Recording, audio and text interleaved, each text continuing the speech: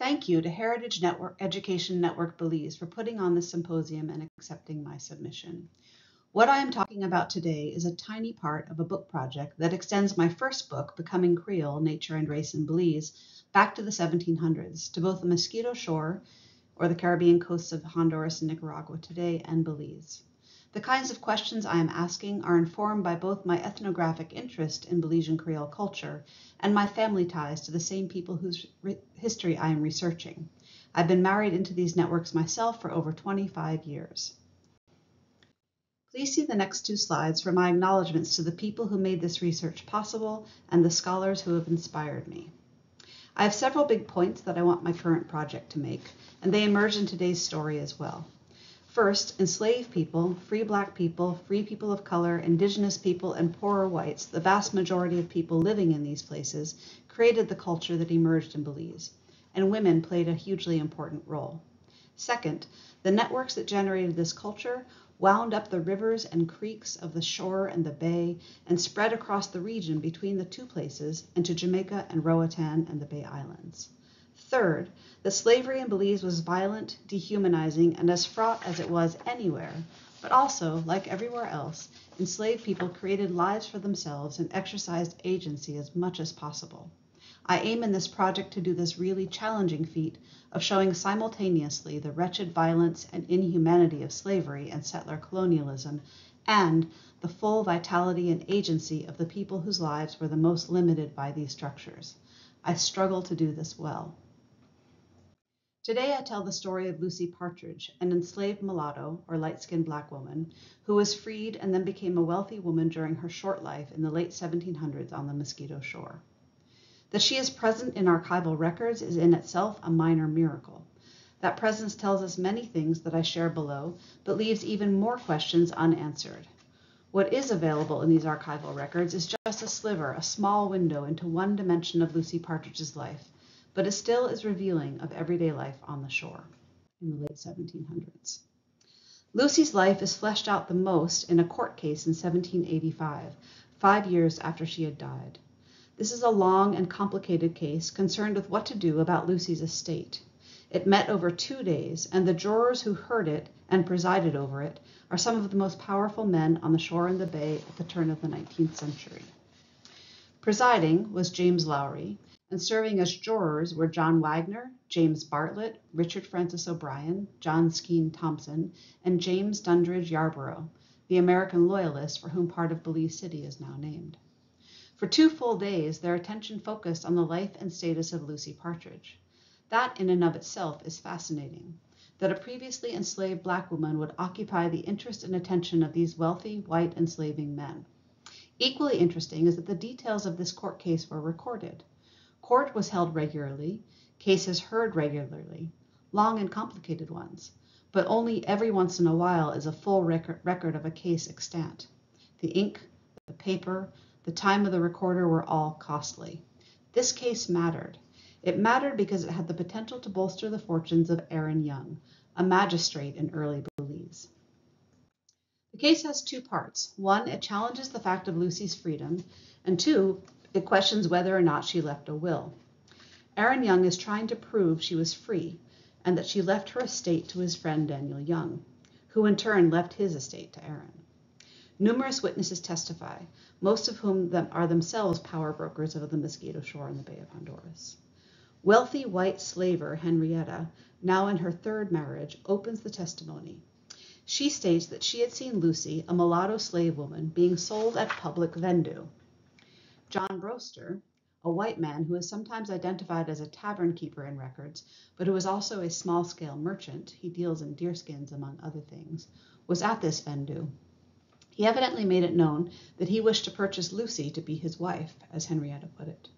It was not possible for Lucy to legally be Broster's wife because she was enslaved, and it was difficult for a woman of color and white man to find a clergyman willing to marry people across these emerging racial lines. Henrietta's use of the term wife, however, reflected common practice in this part of the world at the time.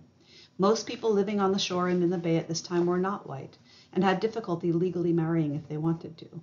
Most of the small number of white British men living here were in long-term relationships with women of color, who are referred to in wills and other records interchangeably as housekeepers and wives. It is this kind of union that Broster was hoping to create through purchasing Lucy. Lucy was in demand, though. Henrietta had wanted her then-husband William Stotesbury, a wealthy white planter at Black River, to purchase Lucy for her own use. But when another man told Stotesbury that John Broster wanted to purchase Lucy for a wife, Stotesbury stepped back, the man's interest superseding that of the woman. Lucy's being mulatto made this competition over her much more likely. Lighter-skinned, more white-adjacent women, whether enslaved or free, saw more opportunity than darker-skinned, blacker women. This colorism, part and parcel of the very beginning of the Atlantic slave trade and persisting until today. That Broster wanted her for a wife suggested that she was likely young and comely as well. But being light-skinned, young, and beautiful did not mean that she could avoid being sold at public auction. Sold as an object, subject to being prodded and inspected in front of a gaggle of potential buyers, for whom the public vendue was a sporting affair, a time to eat, drink, and be merry, as well as purchase things, including people. According to the testimony provided by Henrietta, Broster manumitted Lucy after he bought her, paying for her manumission to be recorded. Captain James Hoy, a white British Army lieutenant, stated that from when he arrived on the shore, he knew Lucy to be free, and he noted that the record book that included Broster's manumission of Lucy went missing. Hoy recalled Broster paying yet again to have the manumission recorded. It is highly likely that Broster did this at Lucy's behest. Lucy well knew how tenuous freedom for a woman of color could be in the 1700s. While it was not unusual for slavers to manumit the women who became their wives, though more often this was done when the women were old or after their owner's death, it was unusual for these manumitted women to start wheeling and dealing like Lucy did. Starting in 1770, Lucy becomes very active in the affairs of the shore. She made ample use of the Mosquito Shore's mode of governance and recording. She is often the person who has requested a particular record to be made, and she does this not only for transactions directly benefiting her, but also for transactions benefiting other Black women. That she shows up one way or another in 40 records suggests she was determined to make records of her transactions to ensure that her capacity to be free and engaged in the economic, social, and political life at Black River was as clear as possible, given that she was a Black woman. The first transfer of property to Lucy, according to the records available, was made by the will of Free Betty.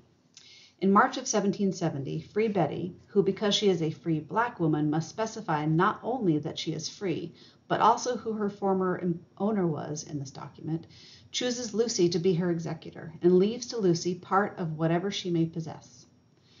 That this is the first mention is fitting because part of what makes Lucy's story particularly interesting is how it demonstrates the ways in which previously enslaved Black women here on the shore, just like elsewhere in the Atlantic world, looked out for and helped build up one another. Free Betty identifies Lucy as her friend, the housekeeper of John Broster, and gives her an enslaved person, an Indian boy named Jack. When I first read of transactions like these, I was startled. Wouldn't Lucy and Free Betty, for that matter, have wanted to have nothing at all to do with this hideous institution that limited their own lives? But a close look at records of economic transactions on the shore makes it clear that enslaved people were a very safe way, perhaps the only safe way, for people to transfer wealth to one another, and to transfer wealth that will grow. Betty giving Lucy Jack ensures this value for Lucy, ensures that Lucy might be able to have more control over her own life, more freedom. Lucy continues to acquire property from her former owner Broster, whose first gift is a Negro wench, Jenny, in December of 1770. In the next 2 years, he gives her more enslaved people, some of whom he purchases from Jamaica. Then, in January of 1773, Broster sells to Lucy at what appears to be a somewhat discounted price, a plantation complete with an enslaved Negro watchman and a house lot in Black River near a prominent family. Sometime in this same year, Broster and Partridge part. Starting in October of this year, Lucy is linked in the archival records with Daniel Young. Young first shows up in shore records listed as a mariner, racialization unspecified, meaning that he is white. As a mariner, he provides services for people, moving cattle, moving large numbers of enslaved people. In some records, he is listed as a merchant. But more significantly for the story of the bay and the shore overall, He has a connection to Aaron Young, who he calls his friend, and to whom he bequeaths all of his possessions in his will. Aaron Young will go on to become the magistrate in Belize's early history who gets into a fracas with a free man of color, Joshua Jones, a fracas that leads to the removal of Edward Despard as superintendent of the settlement of Belize. In 1775, and on the same day in the record office, Lucy Partridge and Daniel Young give half ownership to each other of significant property. Daniel gives to Lucy half ownership of 6 Negro and 2 Indian slaves. Tellingly, Lucy does not give Young half ownership of the enslaved people she has purchased, but instead she gives him half ownership of her house at Black River and her estate at Johnson's Creek, the real estate sold to her by John Broster. After this, they continue to add to their estate. 5 more enslaved people and several lots of land are recorded. The transactions continue until into 1780. The year that Lucy travels, quote, to the islands in a bad state of health, from whence she never returned, close quote. 4 years later, Daniel Young also dies. During the 12 years or so that she shows up in records, Lucy engages with a whole array of types of people, from the children of William Pitt, the wealthiest man on the shore, and other wealthy white slave traders like Peter Wade, who she pays in sarsaparilla for an enslaved Negro man, to free people of color and enslaved Black women. And it is not always clear what the intent of the transaction might be. She is involved with 27 transactions of enslaved people, sometimes leading to manumission, but more often than not, it appears she is amassing wealth. During her testimony at the Replevan trial for Lucy, wealthy daughter of William Pitt, Martha Bode, recalls she and Lucy strolling in the plaza at Black River, while her husband Philip Bode and Daniel Young counted the money involved with the purchase of Chance, a Negro man slave. Martha recalls Lucy sharing that she was in partnership with Daniel Young, that what belonged to her belonged to him alike. Significantly, Lucy becomes involved with 3 free Black women in her time on the shore. I already shared Free Betty's interaction with Lucy in 1770.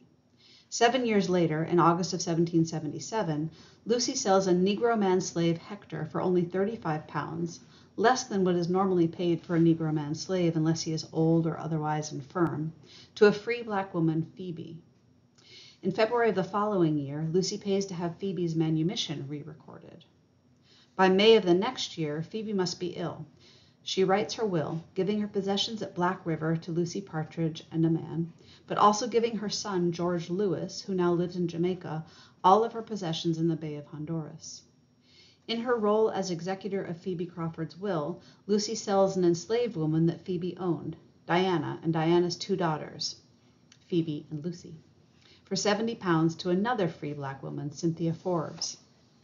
A year later, in 1779, Cynthia Forbes dies, and her will specifies that all of her possessions, once her debts are paid, go to her loving friends, Elizabeth Williams and Olive Randall, free Negro women of Black River.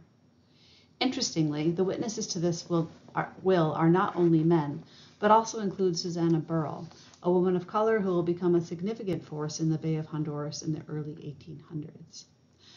Through these transactions, Lucy has contributed to the long-term welfare of Elizabeth and Olive. The final component of Lucy's story is the outcome of the trial. Lucy did indeed write a will, as several deponents testified to. She also had it delivered to Henrietta for safekeeping, and it was supposedly stored in Roatan, but then must have been lost. 2 of the witnesses, both white men, recalled seeing it and hearing Lucy talk of it. They could readily recall that Lucy left the bulk of her estate to her partner Daniel Young, and each of them could remember that there were other legatees, women, but these wealthy white men could not recall their names. Could not recall their names. It was precisely this kind of erasure that Lucy's close attention to having all her transactions recorded attempted to preclude. And indeed, the remainder of the trial, a consideration of the ownership of a number of enslaved people, depended on Lucy's having these transactions recorded to keep this property where Lucy wanted it to be. But the women she had wanted to receive property from her at her death never did. And in the end, Daniel Young, a white man, received all, structurally re-encoding the stickiness of whiteness and wealth. The story of Lucy Partridge yields insight into how gender, color, race, wealth, and slavery intersected on the Mosquito Shore. A previously enslaved Black woman becomes a significant economic player in this world, who at times expends her resources assisting other free Black women. It also shows how social and economic connections extended across lines of class and race to tie people together in complicated ways. Although I did not develop this point as much, Lucy's transactions also show how a variety of components of the natural world are part of social and economic fabric at Black River. And her untimely death reminds us that the role of disease likely played here. Finally, this small story shows how connected the settlement at Black River was with not only Belize, but also Jamaica and Roatan and the Bay Islands.